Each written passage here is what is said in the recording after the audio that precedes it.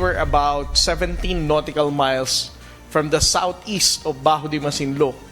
The China Coast Guard 3302 that we first documented already launched its water cannon and about to target BRP Dumangsil, but it was not a direct hit. It was just a water cannon targeting towards the BFAR vessel but not directly hitting the BFAR vessel. Binomba na naman ng water cannon ng Chinese Coast Guard ang barko ng Bureau of Fisheries and Aquatic Resources na BRP Datu Dumangsil. Ito ay habang nasa misyon ito kasama ang Philippine Coast Guard upang magbigay ng supply sa mga mangingisdang Pilipino sa Bajo de Masinloc. Ayon sa PCG, bandang alas 5:44 ng umaga nang lumapit ang Chinese Coast Guard Vessel 3302 sa layong 50 metro mula sa unahan ng BRP Datu Dumangsil. Makalipas ang ilang minuto, bandang alas 6:29, binomba na ito ng water cannon sa loob ng mahigit 2 minuto.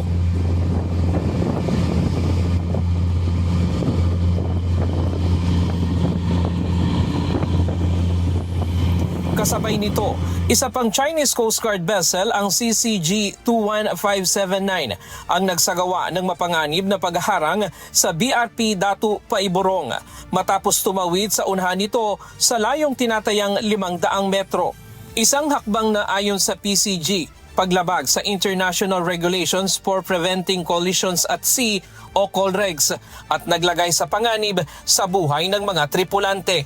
So on our part, there was really no intention for me to, bring this up, because for me, it is just the usual China Coast Guard trying to waste their resources, flex their muscle, or get the public attention. I really don't know, because despite of this large number of China Coast Guard vessels and this, I don't know whether it is an intentional indirect water cannoning against BFAR vessel, we still proceeded to our mission, and that is to protect the Filipino fishermen.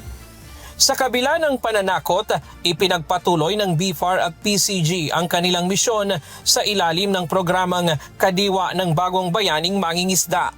Matagumpay na naipamahagi ang fuel subsidy at food pack sa mga Pilipinong mangingisda sa Bajo de Masinloc sa gitna ng tumataas na presyo ng langis.